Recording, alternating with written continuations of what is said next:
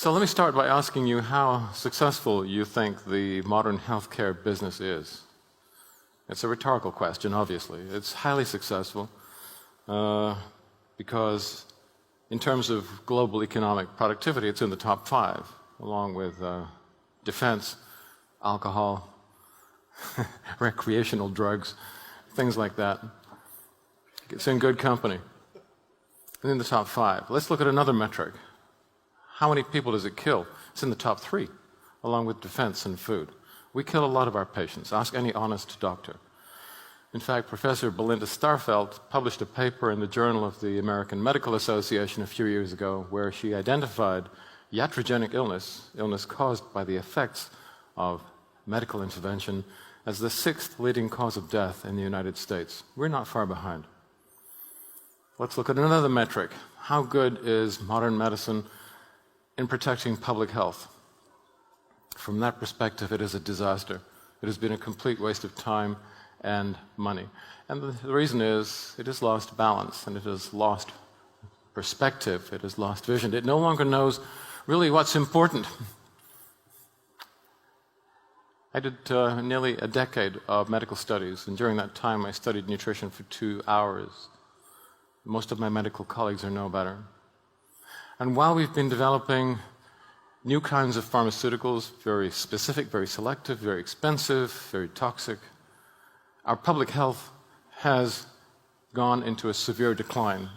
And you can measure that in many ways. You know that we're all becoming heavier. Many of you have seen this table before, but every time I show it to you, I'm going to add a few more categories that you don't know about before. So this is NIDDM, non-insulin dependent diabetes mellitus. And once you are diagnosed with diabetes, the whole aging process is accelerated. You lose about 5 to 8 years of life expectancy. It increases the aging of almost every biological or physiological system. Hypertension, more than half of all American adults now have diagnosed clinical hypertension. We're going in the same direction. We're not that far behind. It's a tribute to the terrible diet that they eat, as is this problem. So something about this environment which is making us all sicker is rotting our brains. So towards the end of our lives, our brains are not functioning as well as they should. It's so common now we think of it as normal. It is clearly, if you look at the historical record, nothing normal at all. And here's another clue. These are neurodevelopmental disorders. What these are telling you is something is wrong, increasingly wrong, with the brains of the very, very young. So if this environment, or whatever it is about our lifestyle that is damaging our brains at the ends of our lives and is preventing them from developing properly at the beginning of our lives, what is it doing to you, to people in what I shall laughably refer to as the prime of their lives? I'll show you a slide in a minute which should knock your socks off. I used to play rugby at school. Do you play rugby in Norway? No, it's too tough for you.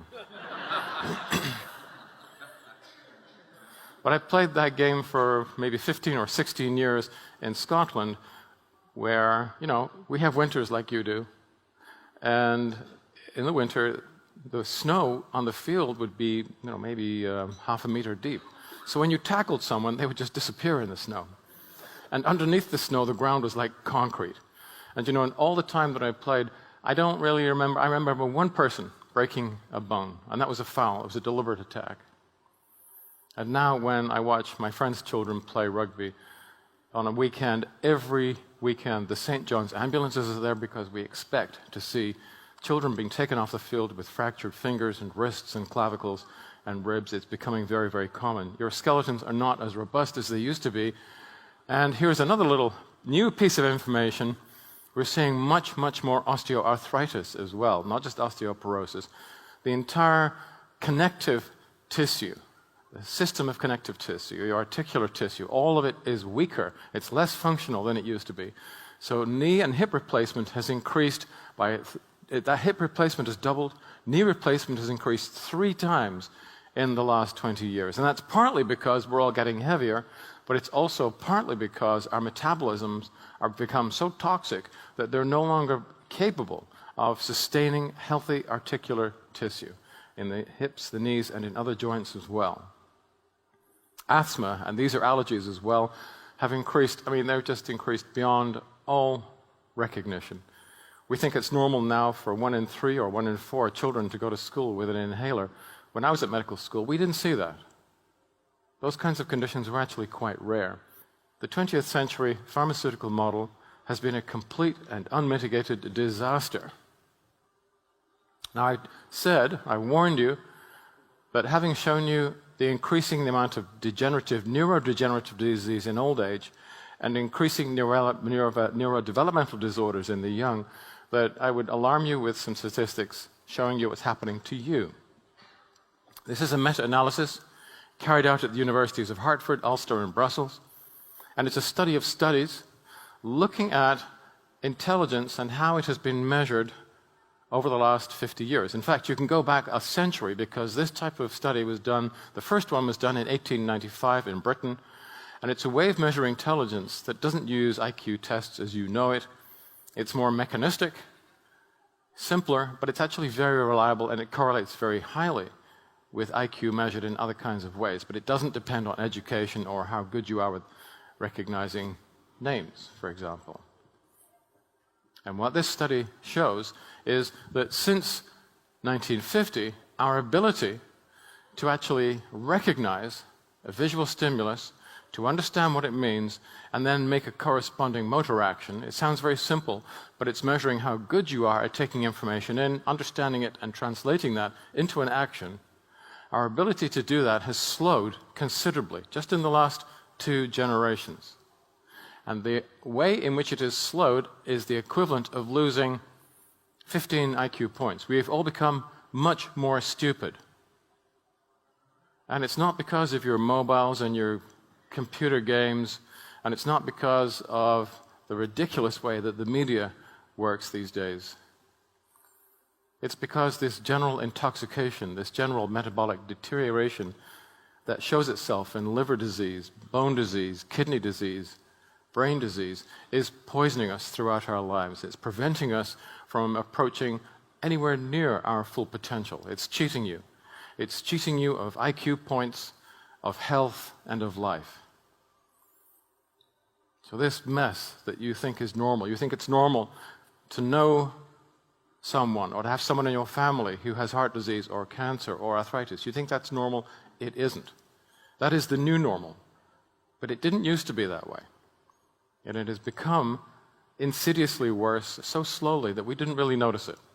And most of our doctors didn't really notice it either. They're too busy running around trying to put out fires everywhere they go. They don't take the time to step back and look at the historical perspective. And if they did, I think that they would change the way in which they practiced medicine. Does it matter? Does any of this matter? Because we are actually confronting a more existential dilemma, and that is, quite possibly, the end of our species. So this is data taken from Hadassah Brown University and the Icahn School of Public Health looking at sperm counts. Now, you may have heard that there are more problems with female infertility than we have ever seen before. That's true, but we're now starting to see the same problems emerging in males. And you can see here that since 1970, and this is again, it's a study of studies, this is based on many, many different trials that have been done in different parts of the world, male sperm counts have fallen by almost 2/3. And what we see are increasing numbers of men who are either subfertile or completely infertile. I mean, I could go on. There's just so much evidence that you are being gradually and chronically poisoned. But let me, while I'm on the subject of sperm counts, talk about testosterone. There is very good data from the University of Oslo, from right here, looking at the way in which testosterone concentrations have changed over time. Your fathers and your grandfathers, I'm speaking to the men in the audience now, had 30% more testosterone than you do. You're not as masculine as your ancestors were. Have any women in the audience noticed this? If we continue like this, our ability to survive as a species is actually now coming into doubt. Within 20 or 25 years, according to these trends, we will no longer be able to sustain our current populations at all. Whether you think that's a good or a bad thing is irrelevant. I'm not talking about planned societal reduction, but absolutely unplanned, chaotic, and therefore disastrous. Is there a single politician that you can think of, let's say in Norway, that has the brain and the backbone to be able to deal with issues like this? I don't see one, unfortunately. If any of you know one, please introduce them to me. So I would say don't expect the answers to these problems to come from the medical profession, because they're simply not taught about these types of issues, and do not expect your politicians to come to your help, because they won't. They're too busy with their hands in the till mostly. What we need to do is take care of our own health. And one of the first places to start is with the essential fatty acids. And they're essential because they have molecular structures which make them essential. They are a large part of the cell membrane. This is a cartoon of a cell membrane. And they have endocrine or hormonal functions which affect almost every physiological system in the body. Now, these are called phosphatidyl phospholipids. Name doesn't matter. What does matter is these little tails here. Each one of these molecules has got two tails, and those are fatty acids. And they can be saturated fatty acids, or omega-3s, or omega-6s, or they can be certain other things. And it's the ratio of the fatty acids in the cell membranes that determines how effective that membrane is at being flexible, at allowing metabolites to pass through and to be processed and be excreted. But it's also important in determining what hormones are made. And if they have too many omega-6s, which are from plant oils, and not enough omega-3s, which are basically from seafoods, these are broken down by an enzyme called phospholipase A2, and then you have various other enzymes, into hormones which are fundamentally pro-inflammatory. They drive chronic inflammation. And when you have chronic inflammation, they start to break down these fibers here, which are called the extracellular matrix, and they are what hold all your cells together. So if you have too much chronic inflammation, the matrix, this three-dimensional mesh of microfibers that holds your cells together in the correct orientation, allowing them to talk to each other and to function in an integrated way as a tissue and an organ, that matrix starts to fail, and cartilage starts to get thinner. You get osteoarthritis. Or osteoid in bone starts to erode, and you start to develop osteoporosis. Or, in fact, aging, for most of us, is like a process of fraying. We fray like cheap fabrics. We were not designed to do that. The only reason we do that is because of this chronic poisoning that I told you about, caused by our lifestyle, which causes chronic inflammation. And that's bad news and good news. The bad news is it's universal, and it's driving all these problems, and the medical industry knows nothing about what to do with it. The good news is these are slow processes. There are tools that you can use to intervene, and these tools are basically foods. They're very safe, and these are tools you can self-administer. You don't need me. You don't need doctors or hospitals or clinics. You actually don't. You can do a lot of this for yourself.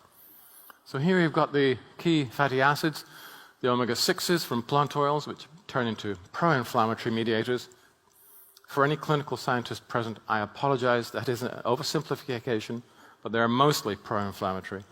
The omega-3s are mostly producing anti-inflammatory mediators, which is why we give them names like resolvins and protectins and maressins, which comes, of course, from Latin, from the sea. And you'll see here that they're all metabolized by the same groups of enzymes. There and there. So if you're eating a diet which is full of omega-6s and not very much omega-3s, the 6s come down here and they flood all these enzymes, leaving very little enzyme activity over for the omega-3s. So if your omega-3s are derived from plant oils, and some of them are, you can't use them very well. You should not be eating too much omega-6s. That's bad news. Unfortunately, you are. This is, again, a study of studies looking at omega-6 levels in the adipose tissue of Americans. Why Americans? Well, that's where the studies were done.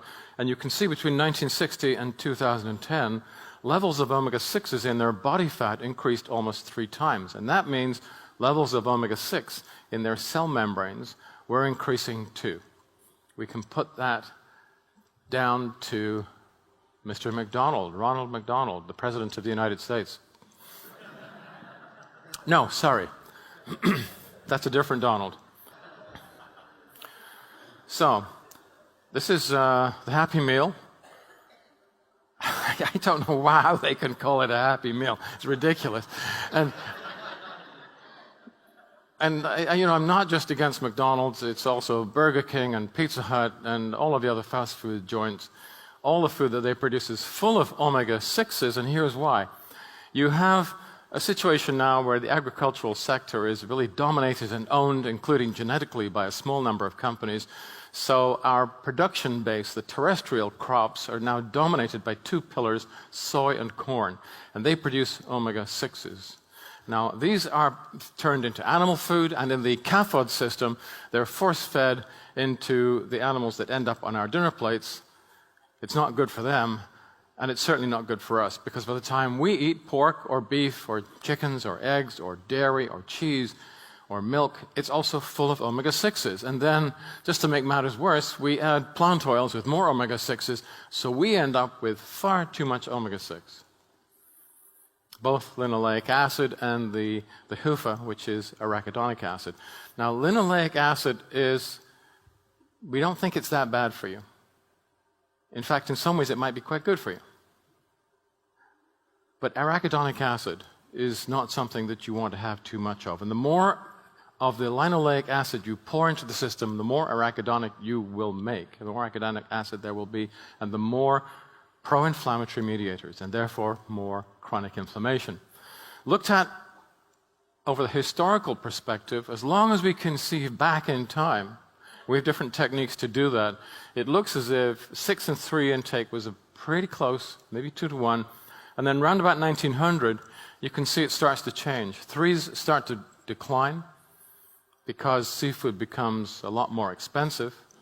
And omega-6s start to take off because industry, around about the turn of the century, develops techniques to filter and sterilize plant oils and stabilize them. So they now have a long shelf life, and the food industry starts pouring them into processed foods because they're cheap and palatable. So rates increase from about 2 to 1 to 5 to 1 to 15 to 1 on average in Europe, and we have the biggest database in the world, over 250,000 samples of plasma, not plasma lipids, but cell membrane lipid profiles.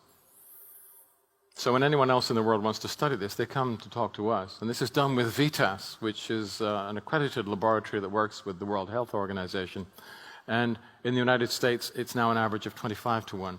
Now, if the 6 to 3 ratio is important, you would expect Americans to be much sicker than we are. And they are. They're exceptional. They have the highest 6 to 3 ratios. 70% of Americans are on one prescription drug. And 1 in 5 of them are taking 5 prescription drugs or more. That's Mayo Clinic data. It's the best data that I could find. The Americans are heavily medicated. And I'm not even talking about the recreational drugs that they take. These are pharmaceutical products. They are very, very pharmaceutically dependent. They're 5% of the global population, yet they are consuming more than half of all the painkillers, all the prescription painkillers on the planet, 80%, and they're equally highly dependent on antidepressants. Average height of the American is dropping. They're getting wider around the middle. More very clear signs of chronic intoxication. Their diet is killing them. People I know got very interested in this. This is the work of Joe Hibble, an ex-Marine who became one of the finest scientists working in omega-3s. And he was interested because he knew many, many of his colleagues who died as a result of the Vietnam War. Not during the fighting, but after the war was over. They died of suicide. More Americans died of suicide than died of enemy action. And Americans were also extremely vulnerable to PTSD and homicides as well, all indicative of loss of impulse control. If you don't have enough omega-3s in your brain can't function properly. So what Joe did, he had this idea that this could be a problem, and he managed to get hold of the brains of quite a large number of American vets who had killed themselves, and he analyzed them and found they had extremely low levels of omega-3s in their brain, thanks to the shoddy food that was being provided them by companies like Halliburton, who fed the US troops. Now, Joe's work was suppressed because the Army felt that it wouldn't help recruitment. I mean, after all, the idea that join the Army become depressed and kill yourself is not a good recruiting slogan. But Joe persisted, and eventually this was published, and this was part of the research that he did in the lineup to it, and he was looking at fish consumption versus depression, and the more fish you eat, the less depressed you get. More omega-3s means less chronic inflammation, means you have a better chance of living a longer, healthier life, a better chance of living out your health expectancy and your life expectancy. Something we call the inflammasome, and you can think of it as a kind of a system with two compartments, an upper compartment and a lower compartment. And in the upper compartment, what's important is the omega-6s and omega-3s. And if you have too much omega-6s, it produces pro-inflammatory mediators, which cause some minor issues. You have edema, the accumulation of fluid.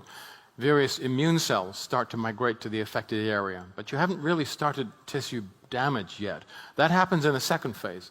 If you have this process of edema and various other things that are happening inside the cell, this leads to the rupture of lysosomes. Now, lysosomes are actually excreted by the cell as vesicles. They then break down, and they release a group of enzymes called matrix metalloproteases.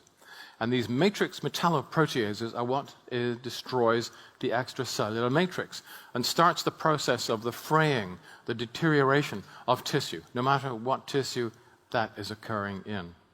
And here, what is important is not the omega-6s and omega-3s, but that's where the polyphenols come in. Because the polyphenols, which we obtain from fruits, some vegetables and spices, have the ability to block these enzymes. That's a classic enzyme inhibitory mechanism. But they also downregulate the genes that express for those enzymes. So the polyphenols reduce the levels and the activity of those enzymes. And that's important because if you don't have these enzymes, you don't break that down, that's what it really looks like. That's what the extracellular matrix really looks like. It's this very, very fine three-dimensional mesh of microfibers that holds all of your tissues together. Now, the matrix metalloproteases destroy that matrix. They eat up all those fibers. And although matrix metalloprotease may not sound familiar to you, you have heard of them because these are the same enzymes that are released by the flesh-eating bacteria. So you're getting the message now that all you need to do to stop chronic inflammation and stop or stabilize chronic degenerative disease are two compounds, omega-3s and polyphenols. And if that's the message you're getting, you're almost correct. That is a very, very large part of it. 6s, 3s, let's get that ratio right, which you can do with omega-3s, and let's add the polyphenols. And at that point, what I see in my practice is I see medical miracles occurring on a daily basis. In fact, they're not even miracles anymore. It's very obvious from where I stand that chronic degenerative disease is not like squeezing toothpaste out of a tube. It's not like rust forming on the underside of your car or a cut apple browning. It's not a simple process like that. It's simply a process where your body is no longer able to heal and regenerate itself, where it has been starved of what it needs, where the external damaging forces have been amplified. And to get that right is very simple. Stop the chronic inflammation. Reverse the malnutrition. Under those conditions, the body is extremely good at mending and healing itself. The problem is, we're not eating enough omega-3s, and our intake of polyphenols has also declined. This is based on studies that I published in the JRSM a few years back, looking at how much polyphenols we used to eat, even within the last 4 generations. And you can tell that our intake of polyphenols has been reduced by 90%.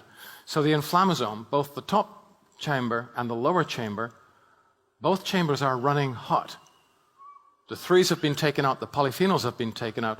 That's why chronic inflammation is now so common.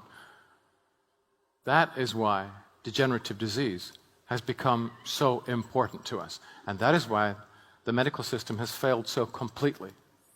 Because the medical system doesn't have any drugs that they can use to stop chronic inflammation safely.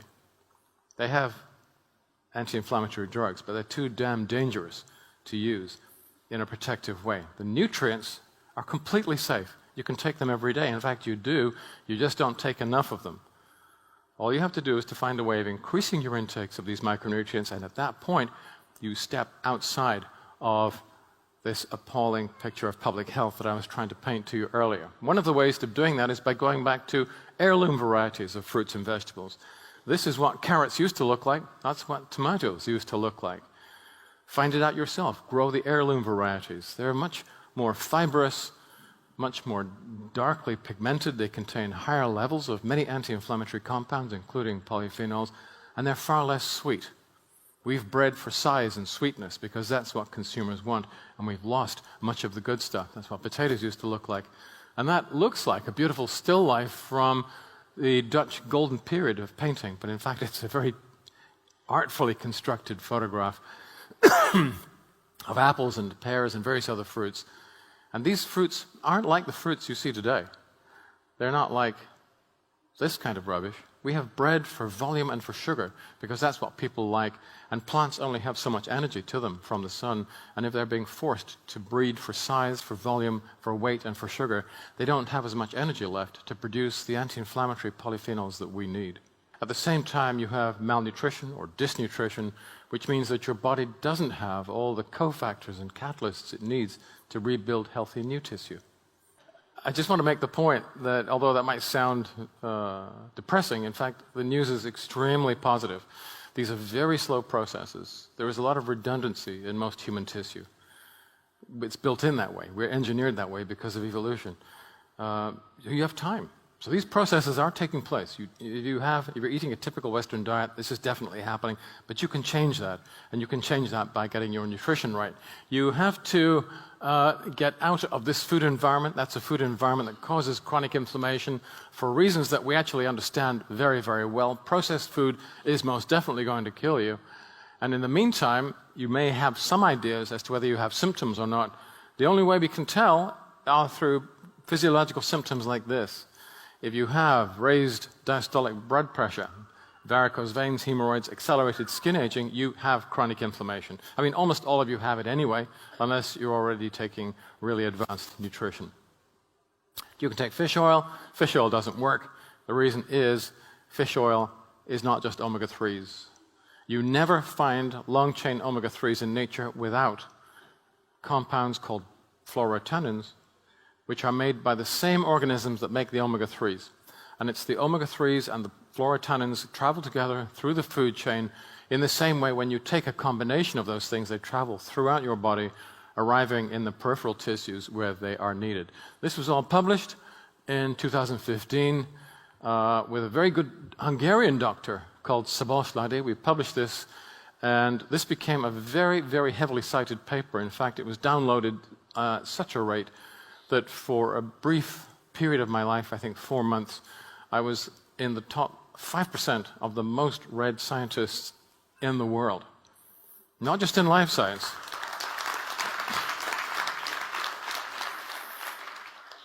My friends, fame is fleeting, and that's not why I was doing this work. I want to try to make public health better, because when I see a system that's broken and that doesn't work, and that steals so much and gives you so little, I just want to put something better in its place. And this is where we start. We start with omega-3s and polyphenols that puts out the fires of chronic inflammation in a way that I've never seen before, and in a way that pure omega-3s on their own cannot do. Once you've done that, then products like Extend, which is a very broad spectrum micronutrient and phytonutrient support program, will give your body what it needs to heal. When you put those two things in place, medical miracles do happen. I've seen hundreds of them by now. I've seen many, many hundreds of patients who've been on pharmaceutical products for decades become drug-free as their conditions normalize. Now, I'm speaking medical heresy at this point. But I'm not saying anything to you that I haven't said to my own colleagues at Oxford and defended to them. And I can tell you, as a result, many of them are now on our team. The science is there.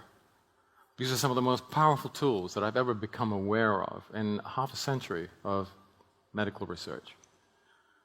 And they're so safe that you can take them home. You can use them for yourselves. And if you want to improve your health, the health of your friends, your families, your communities, this is where you start.